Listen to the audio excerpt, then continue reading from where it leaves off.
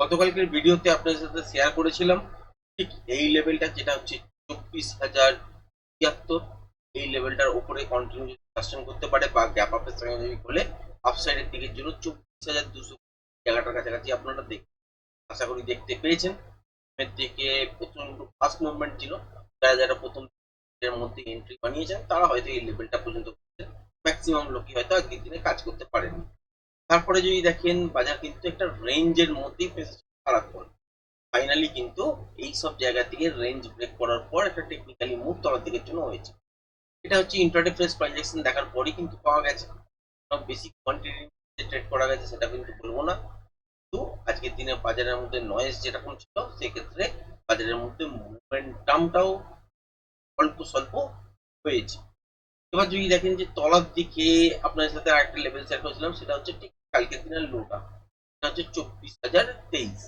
এই জায়গাটা যদি ব্রেক করে সাস্টেন করতো তাহলে কিন্তু এখান থেকে তলার দিকের জন্য স্লিপ করতে বাজার। এটা আপনার সাথে শেয়ার করেছিলাম।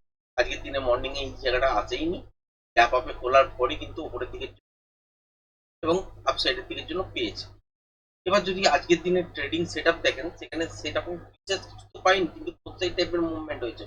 গতকালকের ভিডিও থাম্বনেলের মধ্যেও আপনার সাথে শেয়ার করেছিলাম এবং ভিডিওর মধ্যেও শেয়ার করেছিল।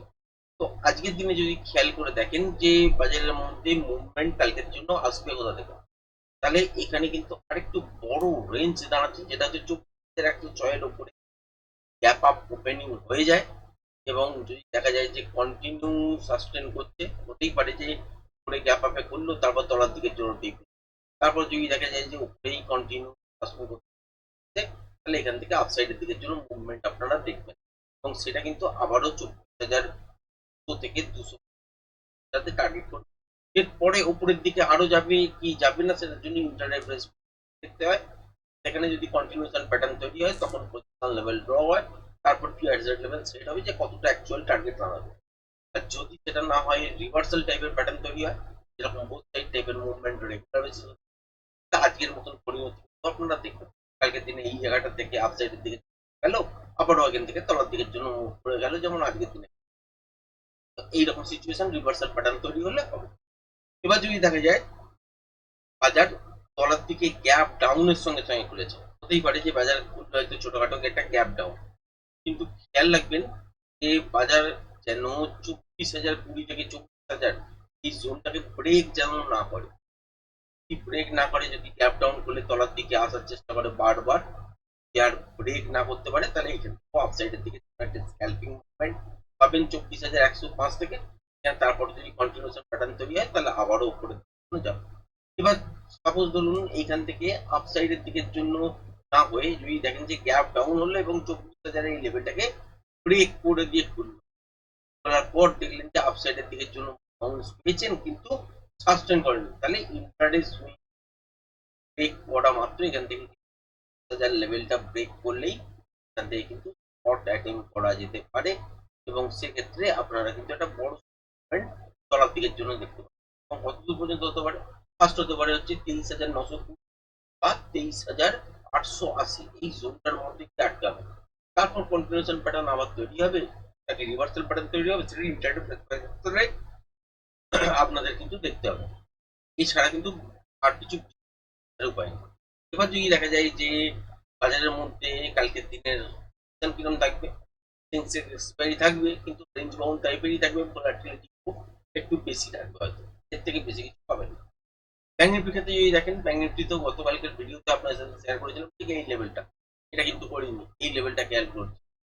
তো এই যে 57,662 এইটা ব্রেক করে আপসাইডের দিকে জন্য এই জোনটাকে টার্গেট করবে, আজকের দিনের থেকেই আপসাইডের দিকের জন্য এই জোনটাকে টার্গেট করছে, তারপর প্রেস প্রাইজের এই রেঞ্জটা ব্রেক নিয়ে একটা ছোটখাটো স্ক্যালপিং মুভমেন্ট পাওয়া গেছে। কালকের জন্য যদি দেখেন তো সেক্ষেত্রে 57,810 এই জায়গাটা যেমন খেয়াল রাখবে, তলার দিকে 57,543 এইটাও কিন্তু খেয়াল রাখবেন। এই জোনটার মধ্যে কোনো কাজ করতে যাবেন না। দেখেন যে 57,810 এটা ব্রেক করে উপরের দিকে জন্য হচ্ছে, তাহলে খেয়াল রাখবেন 57,543 কারণে যেন ব্রেক না করে, সেক্ষেত্রে আপসাইডের দিকের জন্য আবারও এই জায়গাটা আপনারা দেখতে পেয়ে যাবেন, এটা হচ্ছে 58,080 থেকে 58,220 এই জায়গাটার মধ্যে বাজার কিন্তু আপসাইডের দিকে জন্য মুভ করবে। এবার সাপোজ ধরুন গ্যাপ ডাউনে পড়লো, খোলার পর দেখলেন যে 57,543 আর ব্রেক করেন, ক্ষেত্রেও আপসাইডের দিকে জন্য স্ক্যাল্পিং মুভমেন্ট হবে। সেটা হচ্ছে 57,810। তারপরে যতক্ষণ মোমেন্টাম থাকবে ততক্ষণ পর্যন্ত। এরপর যখন ফ্রেশ প্রাইস অ্যাকশন অনুযায়ী প্যাটার্ন তৈরি হবে, কন্টিনিউয়াস প্যাটার্ন, তখন নেক্সট মুভটা আপসাইডের দিকে চলে যাবে। যদি রিভার্সাল প্যাটার্ন তৈরি হয় তাহলে আবার এইসব জায়গা থেকে তলার দিকের জন্য মুভ করতে।